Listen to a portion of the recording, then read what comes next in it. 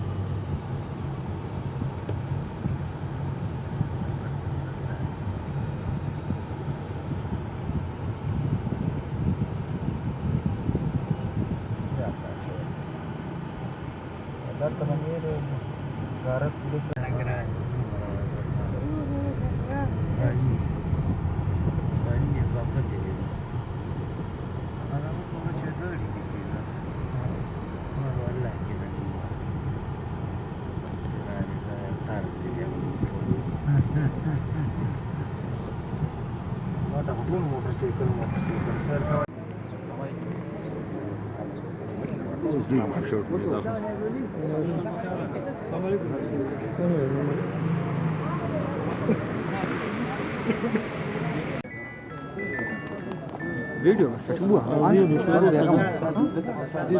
فيديو باني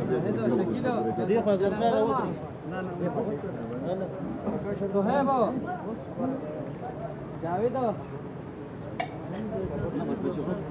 یا لا ورده با کب کتان کی ورده چمنه ولا ورده مخیتی دا فضل حکیمه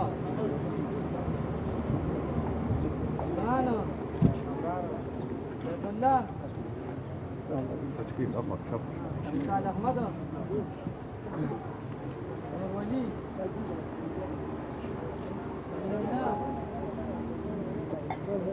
علم زيبو زه فيديو كمان اشرفو سلمانو دلك أبو كمان فيديو بندينا عمرو حيامو علي سبيجان سكندرة أحد الله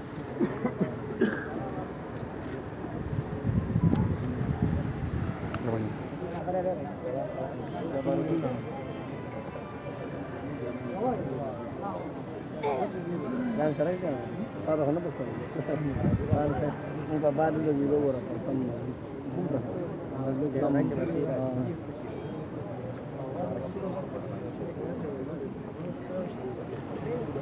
baş bir dakika baş dönme başa razı ولا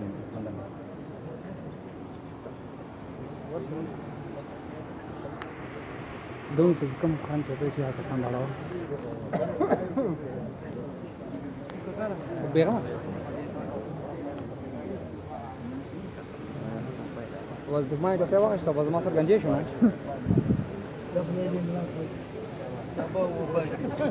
چې موږ سره په لاس کې سیستم نه او موږ سره په پارټۍ کې شمولیت وکړو د هغې ډېره مهرباني ډېره شکریه ورونو تاسو ته څنګه پته ده چې موجوده حکومت په کومه طریقه باندې راغې وزیر اعظم جوړ شو هغه کومې وعدې کړې وې هغه هېڅ قسمه هغه وعدې سر ته ونه رسولې الټا هغې ګراني راوسته پټرول یې ګران کړ ډیزل یې ګران کړ ګیس یې ګران کړ او ډېره پاسه د هغې کوي ډي سي ته ایسیګانو ته هغه ورکوي چې یاره تاسو لاړ شئ بازار ته وځئ دا خلکو ګراني کړې ده دا پرایس کنټرول وکړئ نو بل یو تنګي کې هم اے سی صاحب ګرځېده یو دکان ته ورغې هغې دا پیپسي خرڅوله نو هغې ته وایي ته دا بوتل ولې ګران خرڅوې هغه ورته وایي صاحب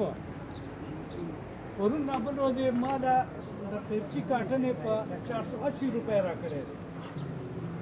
او نن چې دی نن هغې راکړه په ګاډي کې کارټن یې پرتې وې وایي راته وایي چې 550 کې کارټن کوزې چې کوزې کم نه کوزې نو نه در کوم نقد پیسې به هم نه ایسي صاحب وایي ګراني مونږ راوستې ګراني تاسو راوستې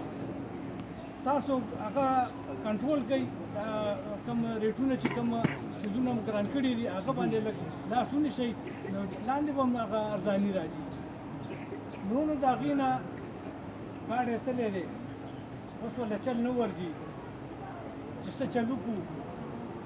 عوامو څخه مې وعدې کړي چې دا کورونه به جوړو نو کرایه به ورکوو نو هغه کورونه نو کرایه په دې هغه چرګې ورکوي چیلی ورکوي دا یو شی ورکوي دا بل دا هغه شیزونه ورکوي چې هغه باندې دي خلک دوکه کوي لګیا دی او هغې ته وایي چې په دې باندې تا غونډه وساتي نو دا پیدامند دی او دا هغه دي وروڼو هغې چې کوم خیالات وو هغه خیالات هغې ځان دپاره د هغې هغه شی برابر دی چې دفتر ته هلیکاپټر کې راځي او کور ته په هلیکاپټر کې ځي هغې ته دا څه خبره چې یو مزدور دی هغه 500 دیاړي علي نو هغه په خپل بچی څنګه ساتي خپل په د بجلی بل به څنګه ورکوي د کور خرچه به څنګه پوره کوي دوایانې به څنګه راځي نو هغه د دې نه نه خبر په دې نه خبر دی چې بس یاره مونږ کرپشن تاسو په داسې شپږ میاشتې دا د مایوسه کړی تاسو اتوماتیکلی نظر موږ د پارټۍ ته لاړې چونکې موږ د پارټۍ سلوګن هم دا دی اواز هم دا دی یاره خپل قام خپله پارټي نو خپل سړی به په تاسو خوږېږي پردی سړی موږ نه خوږېږي لکه زه ووایم زه خو نورې خبرې به مه شروع کړي خو زه به لوکل د دې خپل علاقې مسلې بیان کړم څنګه چې د مشرانو ویل چې یاره ګراني ده د دې څه حل نشته دلته چې کوم د بجلی لوډ شیډینګ دی یا بجلی لوډ شیډینګ خو دی خو هغې سره موږ له 24 ګنټو کې که 1-2 ګنټې بجلي ملاویږي هغې وولټیج دومره کم وي چې زموږ پیس هم نه چلیږي او هغې سره چېرې که ځان ته که حکومت ماله په کار خو دا وه چېرې ټرانسفارمر ماله وابډې راکولی یا MNA MPA راکولی خو څه خلک لګیا دي چې هغه خپله پیسې راغونډې کړي مزدوري وکړي ټرانسفارمر ځان ته ولګوي یا تار ولګوي وابډې والا راشي هغه هم ویسي نو خلک چېرته لاړ شي نو دې سلسله کې تاسو ته دا درخواست کوم که تاسو ته یاد دي نن یو 15 میاشتې مخکې په دې 25 دیهات باندې هم د دې حکومت د دې MPA د دې MNA وابډې چیف هم دلته رالی او په 25 دیهات باندې بجلي بنده کړه دا دې څه مشران د هغوی دا دلته ناست دي خو دغې خلک راپاڅېدل داسې نه ده چې هر حکومت د هر څه کوي نو موږ به منو موږ به خپل حق دپاره آواز اوچتو دا پارټي دې دم دې دپاره دې مشران د 25 دیهات راوچت شو موږ پارټي ټولو سره یو ځای شوه موږ ځای په ځای احتجاجونه شروع کړل او که خیر په 2 ورځو کې هغوی دومره ویرېدل چې هغه بجلي واپس بحال کړی شوه نو دا هم تاسو ته وایم چې کوم په دې شب قدر کې په مټه کې په هر ځای کې دا لوډ شیډینګ دی وولټیج چې نشته په دې سلسله کې هم تاسو هم لوکل لیول باندې خپل اواز اوچت کړو بیا که داسې موږ لګېږي داسې دلته دا ورکوټه یو پروګرام وشو داسې بل ځای کې وشي بل ځای کې وشي نو میاشتې واپس به موږ دا خلک ځان سره ملګري کړو چې یو ځل موږ راوچت شو احتجاج هم وکړو په دې شب قدر بازار کې مو وکړو ته ګوره دا بجلي به هم ټیک شي هر یو شی به ټیک شي خو موږ هم بس بېغمه ناست دي چې یاره بس حکومت دی چې څه کوي هغه کولی شي نه د عوامو ته خپل زور هم لږ هغوی زور ډېر دی خو موږ ته معلوم دی چې زموږ څومره زور دی دې مشران دا دي ناست دي دې نه تپوس وکړئ دا دي چې یاره څنګه دغه پرې رالی چې یاره FIR یې در باندې کوم او دا کومه بجلي بالکل بنده کړله میټر به هم لګوئ او دا به هم کوئ هغه هم کوئ زه اکثر دې ملګرو ته وایم چې یاره زه خو د وابډې نه 24 ګنټې بجلي نه غواړم هغوی ته پته موږ دا منو چې موږ دلته بقایاجات هم شته میټر یې هغه حساب نشته خو هغې کې چې نیشنل ګریډ نه موږ ته په فیډر په سر 8 ګنټې بجلي ملاویږي او که 12 ګنټې ملاویږي خپل حق د نه هغه غواړم اضافي 24 ګنټې بجلي خو موږ چاته نه ده غوښتې چې 8 ګنټې بجلي ده یا 12 ګنټې ده دا به ښه پوره بجلي راکړې وولټیج به هم پوره راکړې او که نه راکړې نو تاسو به انشاءالله موږ سره راپاسئ او دې دپاره به ښه بھرپور اواز اوچتو نورې خبرې مې سره ناستې ګرمي هم ده ستاسو هم ګرمي شوې ده نورې خبرې به مه شروع کړي ستاسو ډېره مننه والسلام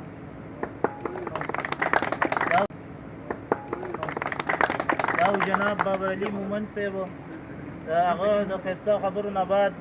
چونکې موږ سره مشران په ګڼ تعداد ناست دي دلته او زموږ چې کوم د یوت چیرمن د PK 60 هغوی هم خواهش دی چې زه یو 2 خبرې کوم نو دې ټیم کې موږ جناب اختر حسین صاحب راغواړو چې هغه راشي او مختصر یو دوه خبرې تاسو ته وکړي. جناب اختر حسین صاحب. الشیطان الرجیم بسم الله الرحمن الرحیم. دلته کې زمونږ د قومي وطن پارټۍ سینیر سابقه سینیر منسټر او صوبایي صدر سکندر خان،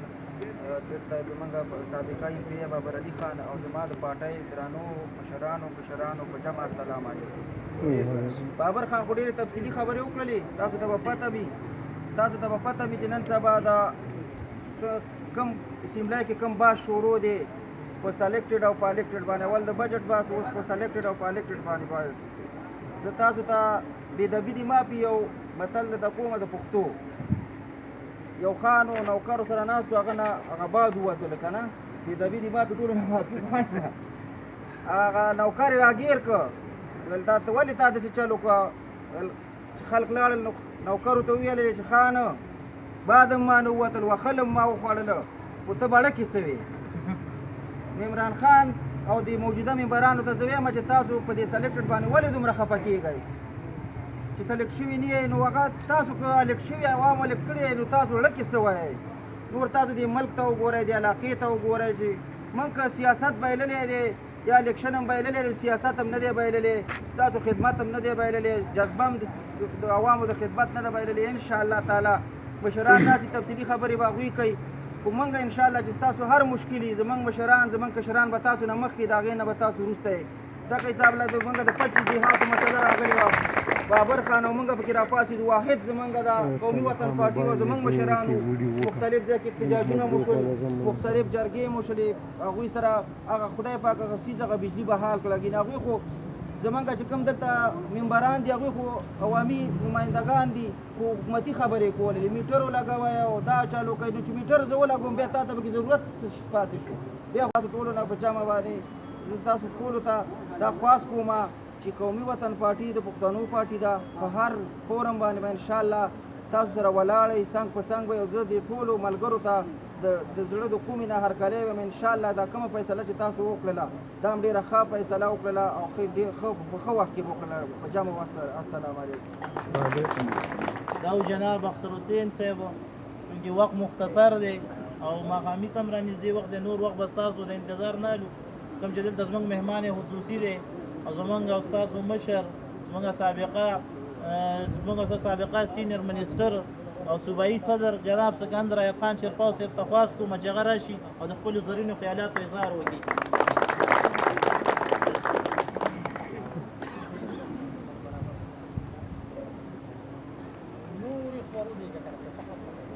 اعوذ باللہ من الشیطان الرجیم بسم اللہ الرحمن الرحیم. صدر اجلاس ملک راحت شیر صاحب، اسٹیج باندې موجود د قومي وطن پارټۍ د چارسدي ضلعي آرګنایزر مفتی افتخار صاحب، اسٹیج باندې موجود د قومي وطن پارټۍ سابقه ایم پی اے بابر علي خان، فرمان علی صاحب، دلته کې موجود د قومي وطن پارټۍ د شبقدر تحصیل مشران، د مټې یونین کونسل مشران او عزتمندو، السلام علیکم. نو ټولو کې اول خو د خپل لخوا او د قومي وطن پارټۍ د ټولو ملګرو د لخوا د ټولو کارکنانو د لخوا نن چې کوم عزتمند ملګري موږ سره په قومي وطن پارټۍ کې شامل شو چې په هغې کې خصوصاً زاهد خان، صفي جان، شکیل صاحب، صهیب خان او د هغوی سره ګڼ شمېر نور مشران چې کوم موږ سره شامل شو هغوی ته هرکلی ویم او دا یقینداني وله ورکوم چې تاسو یو صحیح فیصله کړې ده او انشاءالله یو ځای به د پښتون قام د ترقۍ د سوکالۍ لپاره د پښتون قام د مسلو د حل لپاره یو ځای به جدوجهد به کوو به او انشاءالله دا کام به د ترقۍ په لار روانو. ما نه مخکې مفتي صاحب هم خبرې وکړې او بابر هم. زما خیال دی د پاکستان په تاریخ کې دا لومبنی داسې حکومت دی چې اولنی کال کې دننه خلک ترې مایوسه شوي د حکومت نه مخکې ډېرې زیاتې دعوې دوی کړې وې ډېرې خلکو ته خبرې کړې وې خصوصا د الیکشن په دوران کې دوی وې چې 1 کروڑ نوکرۍ به ورکوو 50 لکه کوره به جوړو دې سره سره دا خبره به کېدله چې د ټولو مسلو حل چې دی هغه عمران خان سره شته او صرف د ده دغې کرسۍ باندې کېناستل دي او مسلې به تاسو په خپله ګورئ چې حل کېږي به دوی به وایي چې ډېر زیات کرپشن دی په دې ملک کې او د روزانه په بنیاد باندې اربونو روپے کرپشن کیږي خو چې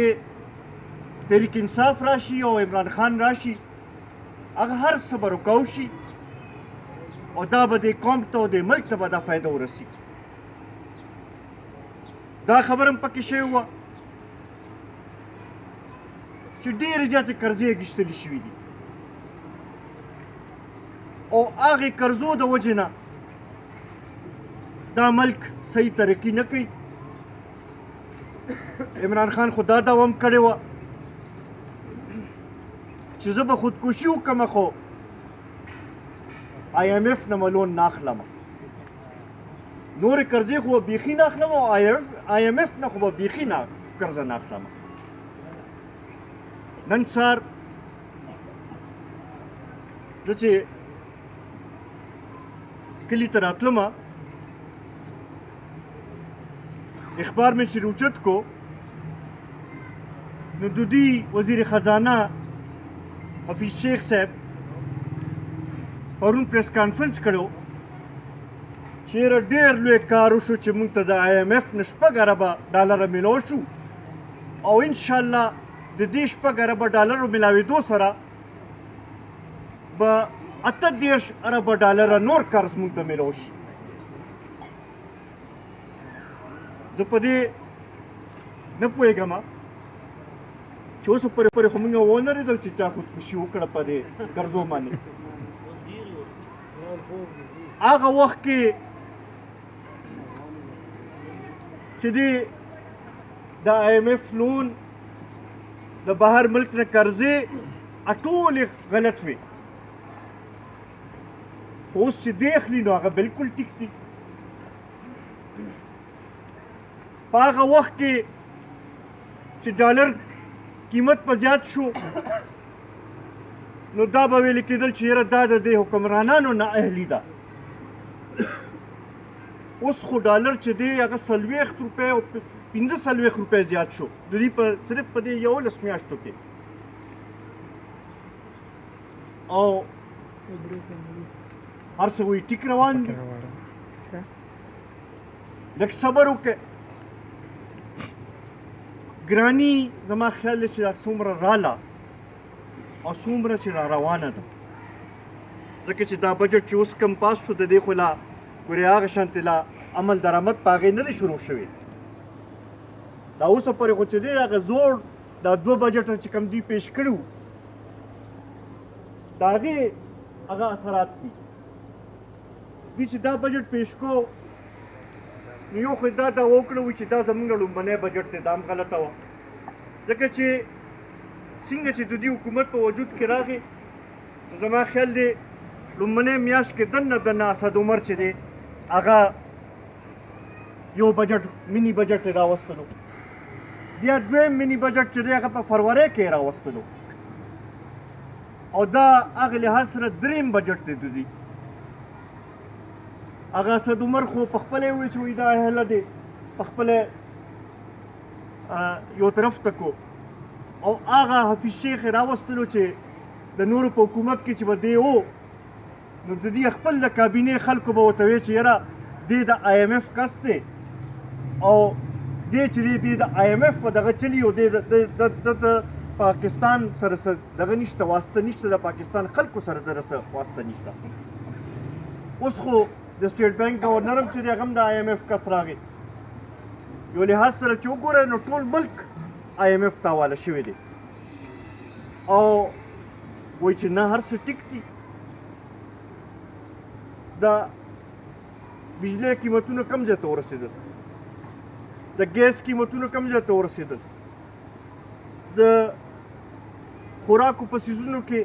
په اوړو کې څومره اضافه وشوه په چینو کې څومره اضافه وشوه خیر د چینو خو فایده چې د هغه چا ته ورسېده چا چې ټولې خرچې وله کولې هغه پکې 15 اربه روپۍ وګټلې او وایي چې هر څه بیا هم ټیک دي دغه شانتې که وګورئ نو په هر یو شي کې دا کوم طریقې سره چې اضافه کېږي او کوم چې معاشي ایکسپرټ سره تاسو کښېنئ نو هغوی درته دا وایي چې د راروان 3-4 کاله کې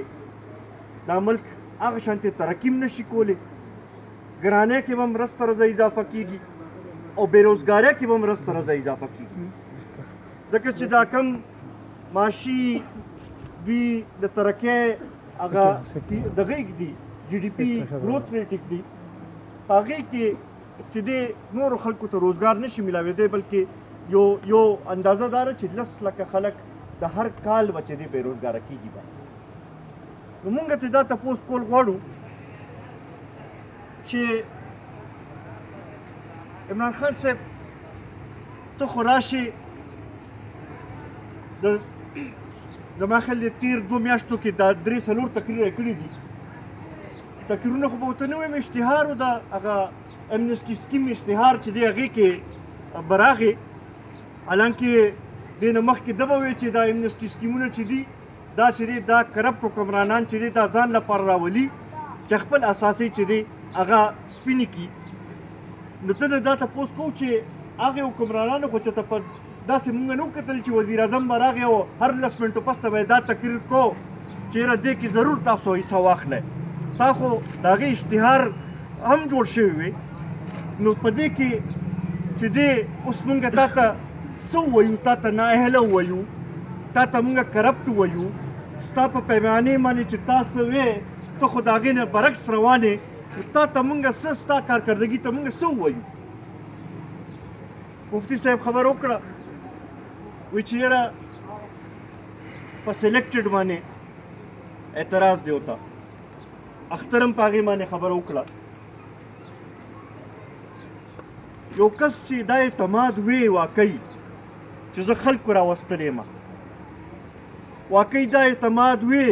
چې زه د خلکو د ووټ په طاقت باندې راغلی یم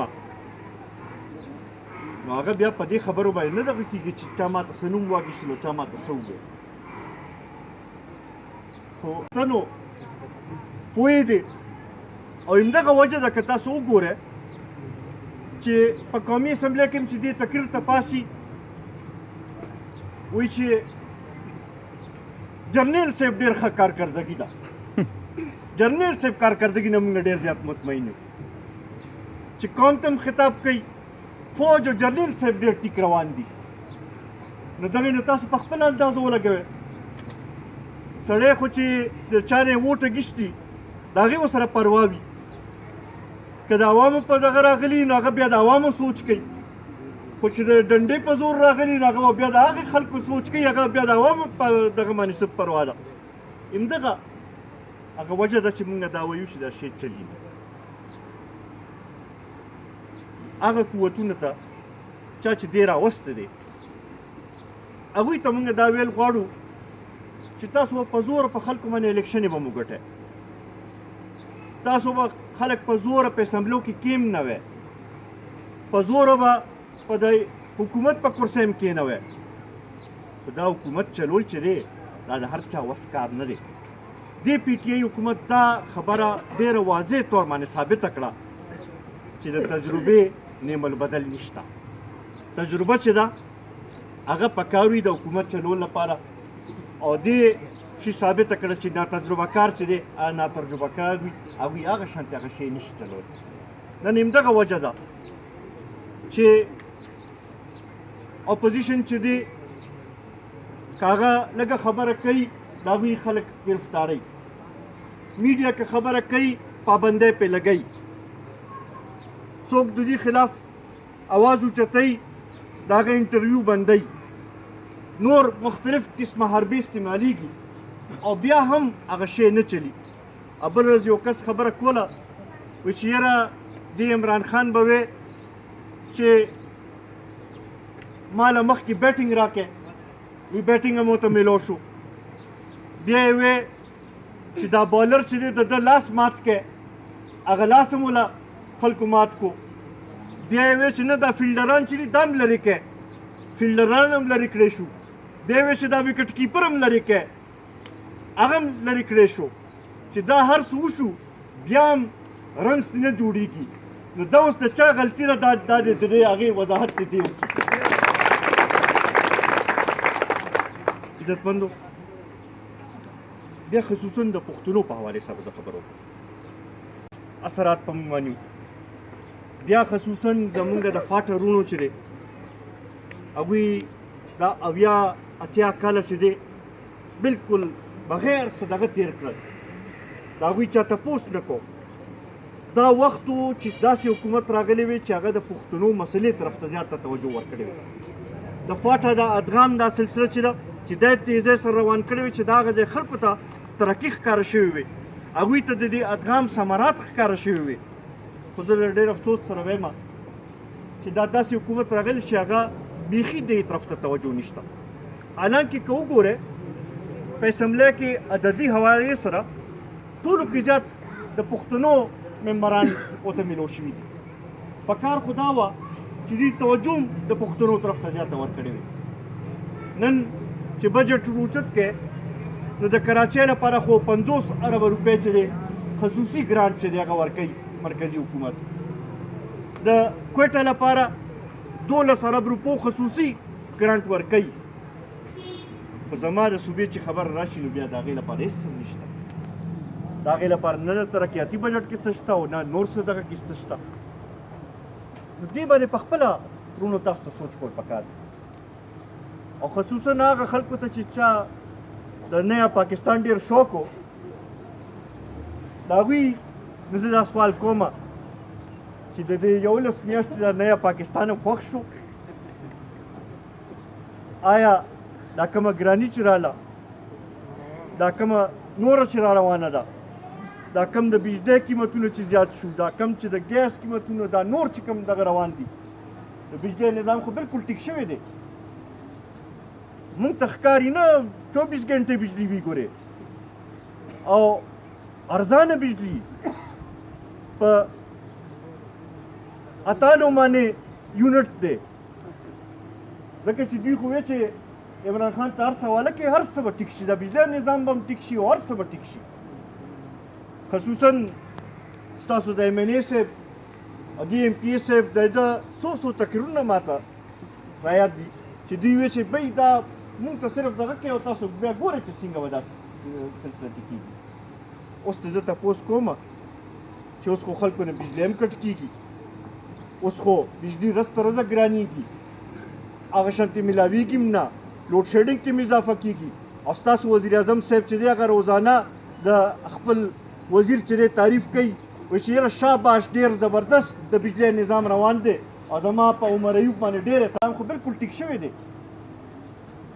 مونږ ته ښکاري نه 24 ګنټې بجلی وي ګورې او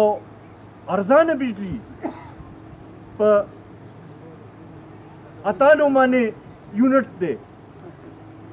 ځکه چې دوی خو وایي چې عمران خان ته هر څه حواله کوي هر څه به ټیک شي د بجلی نظام به هم ټیک شي او هر څه به ټیک شي خصوصا ستاسو د ایم این اے صاحب او د ایم پی اے صاحب د ده څو تقریرونه ماته رایاد دي چې دوی وایي چې بی دا مونږ ته صرف دغه کوي او تاسو بیا ګورئ چې څنګه به دا سلسله ټیکېږي اوس ته زه تپوس کوم چې اوس خو خلکو نه بجلی هم کټ کېږي اوس خو بجلی ورځ تر ورځه ګرانېږي هغه شانتې میلاویږي هم نه لوډ شیډینګ کې هم اضافه کېږي او ستاسو وزیر اعظم صاحب چې دی هغه روزانه د خپل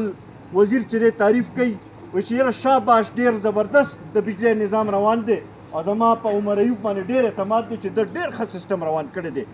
زه دغه وزیر اعظم صاحب ته هم وایم